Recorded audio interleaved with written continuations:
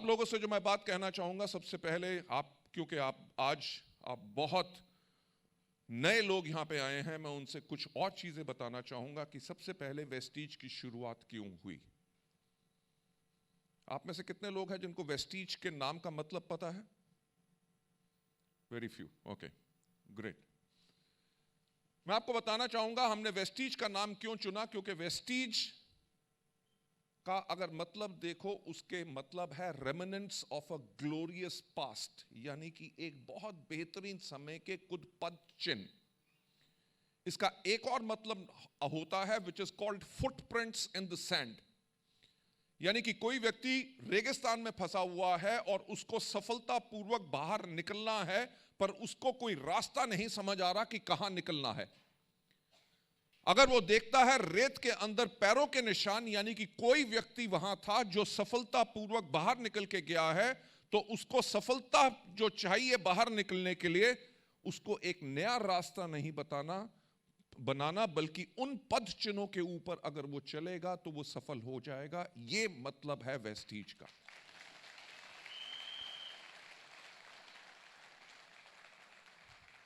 मैं थोड़ा सा और चीजों के बारे में आपको बताना चाहूंगा।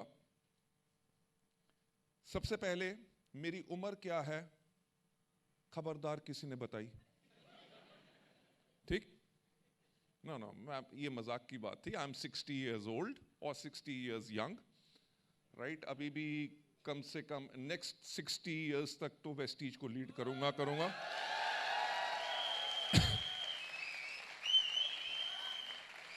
देखो, ऐसा है कि हमारे प्रोडक्ट्स ही इतने वंडरफुल हैं कि they'll always keep you happy, they'll always keep you healthy, they'll always keep you energetic. आप जब स्वस्थ रहेंगे तो जो जिंदगी में चाहो वो कर सकोगे।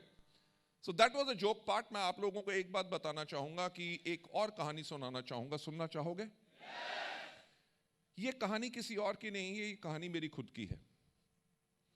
जब मैं छोटा था तो जैसे हर एक बच्चे से पूछा जाता है बेटा बड़े होके क्या बनोगे, तो मेरी मदर ने मेरे से एक बार पूछा कि बेटा बड़े होके क्या बनोगे। तो मैं छोटा सा था, ये चीज समझ चुका था क्योंकि मेरे फादर एक गवर्नमेंट सर्वेंट थे। He was in custom and central excise. तो जब मैं छोटा सा था, मेरी मां ने पूछा कि क्या करोगे, मैंने कहा मां मैं बड़े होके बिजनेस करूंगा। तो मेरी मदर ने मुझे कहा कि देख, ऐसा है कि बेटा बिजनेस करना हमारे खून में नहीं है। बिजनेस कौन लोग करते हैं? बनिया हो गए, मारवाड़ी हो गए, जो बिजनेस कम्युनिटीज हैं जिनके खून में बिजनेस होता है, उन्होंने कहा जी हमारे खून में करना है नौकरी। तेरे पापा भी नौकरी करते हैं, तेरे दादा ने भी नौकरी की, तेरे परदादा ने भी नौकरी की, तो बड़े होके तू नौकरी करना। मेरे कहने का मतलब यह है कि जितने आपके प्यारे और लोग हैं वो ये नहीं चाहते कि आप सफल बनो, राइट? अगर कुछ अलग करना है, so you will have to take a different decision. अगर किसी हस्बैंड की आमदनी कम हो तो क्या कभी उसकी बीवी उसको डांट के कहती है गधे तू कुछ क्यों नहीं करता, और काम कर और पैसा लेके आ ताकि हमारी लाइफ कंफर्टेबल हो? कभी कोई बीवी बोलेगी? बीवी क्या कहेगी? खुदा ना करे आपको कुछ हो जाए तो मेरा क्या होगा, राइट? पैसा खाना थोड़ी है, आपकी जिंदगी सलामत रहे, जो कमाओगे सूखा रूखा एक कमरे में गुजारा करके रह लेंगे, राइट? वो इसीलिए कहती है क्योंकि वो नहीं चाहती कि आप सफल बनो।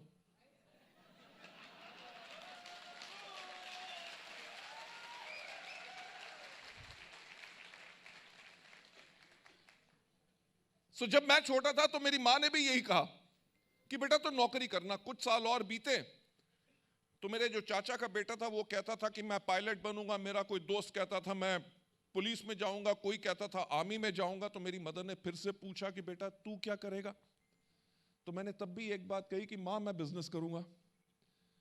तो मेरी मां बहुत टेंशन में आ गई। उन्होंने मुझे समझाने की कोशिश की, बेटा देख ऐसा है, तेरी 2 बड़ी बहनें हैं, उनकी शादियां होंगी, उसके ऊपर खर्चा होगा, तेरी पढ़ाई होगी, तुझे बिजनेस करने के लिए हम पैसा नहीं दे सकेंगे। राइट जब रिटायर होंगे तो प्रोविडेंट फंड ग्रेच्युटी मिलेगी, उससे छोटा सा घर बनाएंगे, पेंशन के ऊपर हमारा घर चलेगा, बिजनेस के लिए पैसा नहीं दे सकेंगे, इसलिए तू बिजनेस मत करना। हम देखो ऐसा है जिंदगी में, अगर आपने ठान लिया है कि आपको पता है कि किस चीज से आपकी जिंदगी बदल सकती है, तो उससे कभी हटना मत। ना मैं हटा। जब मैं 10th में पहुंचा तो मेरी मदर ने मेरे से फिर पूछा कि बेटा 10th बहुत इंपॉर्टेंट ईयर है, आप क्या करना चाहते हो? Doctor, engineer, you want to be in civil services, क्या करोगे? तो मैंने कहा मैं बिजनेस करूंगा।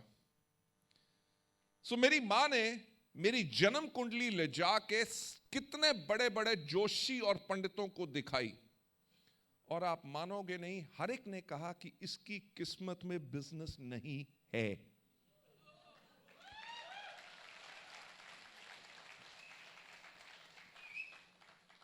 And today if I talk about मेरा जो बिजनेस ग्रुप जिसको मैंने फाउंड किया था is worth more than 4,500 crore.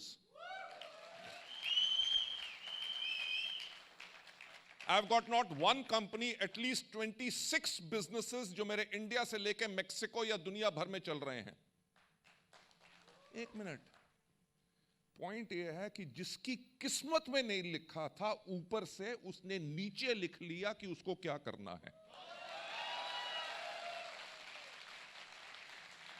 तो क्या आप करना चाहते हो? Ladies and gentlemen, Vestige is an organization which is led by people जिनके अंदर वो आग है। Vestige आप लोगों के लिए बहुत सबसे इंपॉर्टेंट एंड सेफ सिक्योरिटी क्यों है? क्योंकि अगर आप एक एरोप्लेन में बैठे और एरोप्लेन की जो एयर होस्टेस है वो अनाउंस करे कि लेडीज एंड जेंटलमैन, आज हमें आपको बताते हुए बहुत खुशी हो रही है कि आपके जो एरोप्लेन के आज के दिन पायलट हैं वो है मिस्टर अमिताभ बच्चन, तो आप क्या करोगे? एरोप्लेन में बैठोगे? हाँ, आप कहोगे भैया कौन बनेगा करोड़पति तो देख लेंगे, पर इनको पायलट एक्सेप्ट नहीं करेंगे। यानी कि one of the most important things किसी भी डायरेक्ट सेलिंग कंपनी को सिलेक्ट करते हुए टाइम की, यानी कि उस कंपनी की मैनेजमेंट कैसे है। मैं अपने बारे में बताना चाहूंगा कि मैंने अपना कैरियर शुरू किया था वर्ल्ड की लार्जेस्ट फार्मास्यूटिकल कंपनी फाइजर के साथ। लगभग 12 साल वहां पे काम किया। वहां पे एक कंपनी को बेहतर कैसे बनाया जाता है, कैसे चलाया जाता है, उसका एक्सपीरियंस लिया। 1996 में जब नेटवर्क मार्केटिंग इंडिया में शुरू हुई, तब मैं इस इंडस्ट्री का हिस्सा बना। एक कंपनी के अंदर नेशनल सेल्स मैनेजर था। वो टाइम जब 1996 में डायरेक्ट सेलिंग शुरू हुई थी, एक व्यक्ति इसमें सफल नहीं था। ये इंडस्ट्री चलेगी कि नहीं लोगों को विश्वास नहीं था। प्लान कैसे शो होता है, प्रोडक्ट कैसे बताए जाते हैं, टीम्स कैसे बिल्ड की जाती है, वो किसी को नहीं पता था। मैंने कंट्री भर में ट्रैवल किया, लाखों 1-to-1 प्लान खुद शो किए, हजारों स्टेज के ऊपर मीटिंग्स की, हजारों प्रोडक्ट डेमोन्स्ट्रेशंस किए। उसके बाद एक कंपनी के अंदर मैं वाइस प्रेसिडेंट बना। उसके बाद मलेशिया के अंदर कोलालमपुर में एक कंपनी जो उस टाइम पे मलेशिया की नंबर 1 थी, वहां पे उसका चीफ एग्जीक्यूटिव ऑफिसर बना। इंडिया ऑपरेशन शुरू किए और 2004 में वेस्टीज को शुरू किया। क्यों? That is one of the most important things. क्योंकि वो जो मेरा वक्त था 2006 से 1996 से लेकर 2004 तक का, उसके अंदर मैंने अनगिनत कंपनियां देखी जो खुली और बंद हुई। मैंने देखा कि लीडर्स आते थे, लोग आते थे पूरी हिम्मत के साथ, पूरी जोश के साथ, पर क्योंकि कंपनियों में खामियां होती थी जिसके करके ना तो वो अच्छी आमदनी पा सकते थे, ना उनके लिए स्टेबिलिटी थी। तो हमने कहा कोई तो खड़ा होगा जो इस प्रकार की एक इंडस्ट्री बनाएगा जिसके करके लोगों का कैरियर इसमें सुरक्षित हो और लोगों का फ्यूचर जो है इसमें बिल्कुल सिक्योर रहे।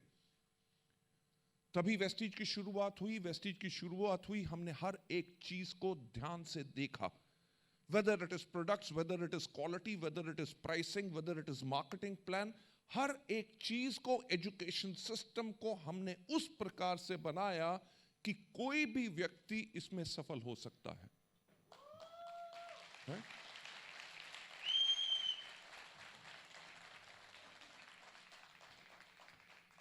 हमारे यहां एक लीडर हैं, मैं माफी चाहूंगा, मैं जनरली लीडर्स का नाम मीटिंग में नहीं लेता। क्यों नहीं लेता? क्योंकि अगर कोई छूट गया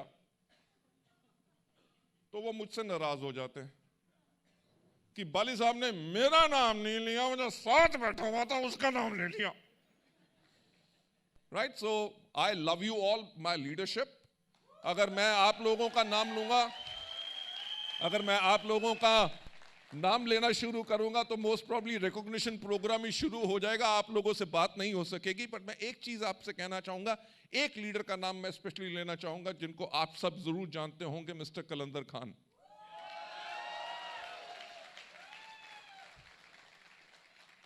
उनकी कहानी आपको पता है कि नहीं? राइट? आज सुबह जब मैं यहां पे आने के लिए तैयार हो रहा था तो मैंने अपना फेसबुक अकाउंट खोल के चेक करना शुरू किया, तो हमारे मोहम्मद मोइन जी हैं एक दिल्ली में, उनकी आज स्टोरी वहां पे रिफ्लेक्ट कर रही थी कि 1990 में वो दिल्ली आए बिहार से, राइट, और टेलर मास्टर का काम करते थे, फुटपाथ पे टी शर्ट्स बेचते थे, और आज के दिन पे वो अपना घर खरीद,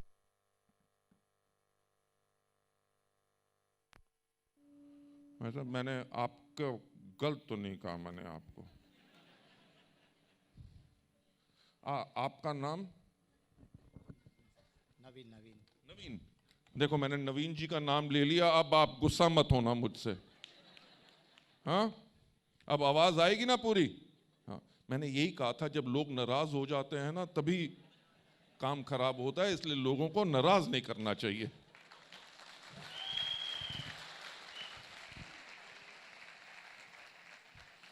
मैं जो मोहम्मद मोइन जी की बात कर रहा था कि टेलर मास्टर थे, फुटपाथ पे टी शर्ट्स बेचा करते थे, आज के दिन पे अपने लिए 54 लाख रुपीस की BMW कार चलाते हैं। The point which I am trying to make is कि वेस्टीज का सिस्टम इतना स्ट्रांग है जिसके अंदर एक व्यक्ति जो आंखों से देख नहीं सकता वो भी महीने में 3-3.5 लाख रुपए पाता है।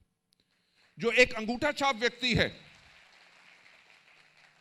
जो एक अंगूठा छाप व्यक्ति है, वो महीने में 7 से लेकर 8 लाख रुपया कमाता है। और विकी जायसवाल जी की तो आपने स्ट्रगल की कहानी सुनी होगी शायद कभी,